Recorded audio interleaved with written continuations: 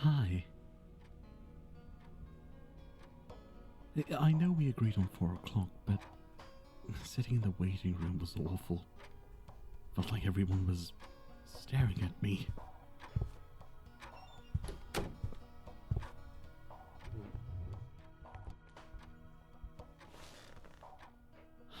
Okay, that's good. Thank you. Right.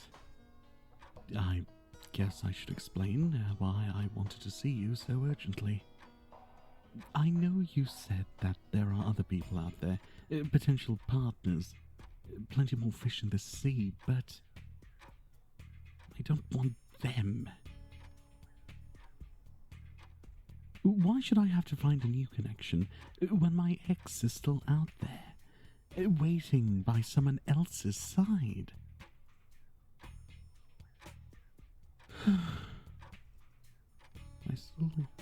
I still love them. Those kinds of feelings don't just subside. You can't snap your fingers and turn them off.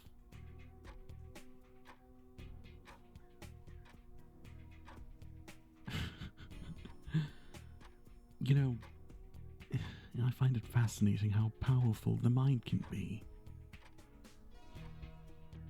When I was a kid, I used to imagine myself getting out of bed, turning off the alarm clock, brushing my teeth, and I'd come back to reality and realize I hadn't moved at all. But it was such a vivid image that I could practically feel the cool tiles under my bare feet. It tastes the mint of the toothpaste. It was in such perfect detail that I could never quite believe it had been a fantasy. That, without realizing it, I'd physically stopped an intrusive noise, and then gotten lost in my own head again.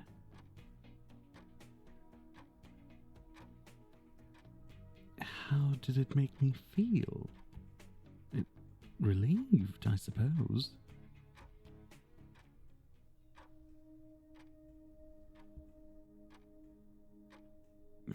As I grew up, my mind started to wander to darker places. I'd visualize my friends in horrific scenarios, like having accidents at work or on the road. I'd fall so deep into those thoughts that I'd snap out of them with a dry mouth and a pounding heart. It was a relief to ground myself again, to understand that nothing bad actually happened.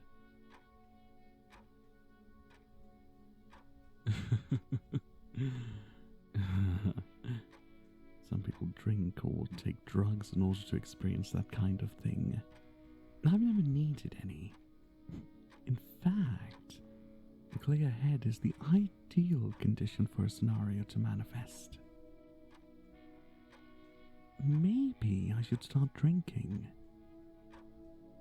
Or do something to get rid of that intense sobriety. No. I don't think you fully understand how crowded my head is. If you knew how loudly these voices were screaming, you'd encourage me to do anything I could to shut them up.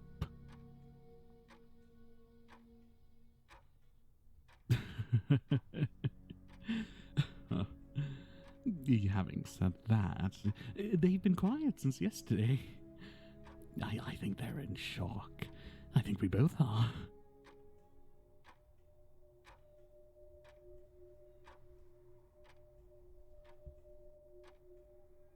You want to know? Well, I know that confidentiality states that what I say stays between us, but I'm struggling to deal with it myself. I don't want to put the burden on your shoulders too.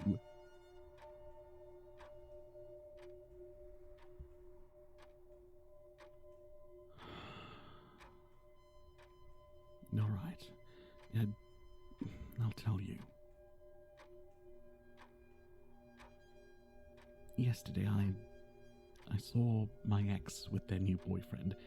They look so happy together, and I think they might really love him. I didn't stand a chance, so I tried to leave them alone. I did, but damn, I couldn't help myself. I sat down and fantasized about ripping them away from each other and tearing him apart, watching the blood splatter on the walls as I took him away from them, just like he took them away from me.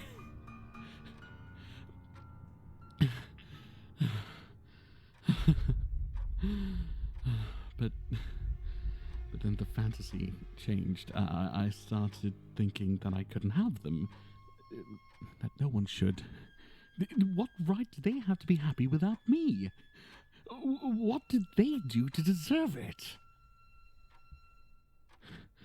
I pictured myself following them into an empty room, drawing a knife and painting the floor with words of my love in their blood.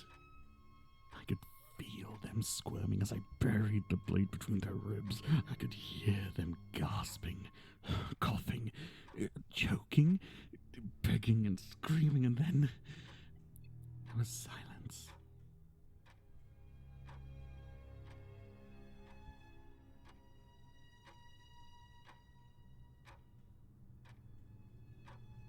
The silence didn't last long. Their boyfriend came running in, and unfortunately for him, he impaled himself on the knife in the process.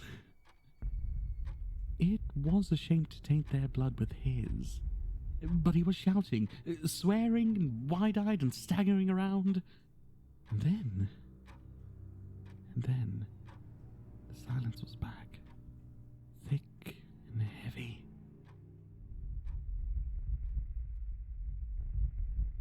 The only thing I could hear was my own breathing. The only thing I could feel was my own heartbeat. I thought I'd snap out of it once I committed my crime of passion, but no matter how many times I tried to wake up, the fantasy didn't go away.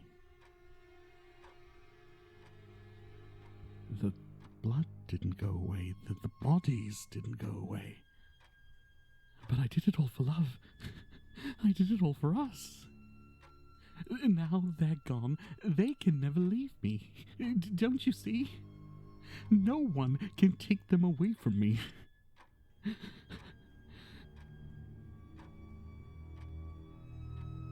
I'd rather be in hell than alone.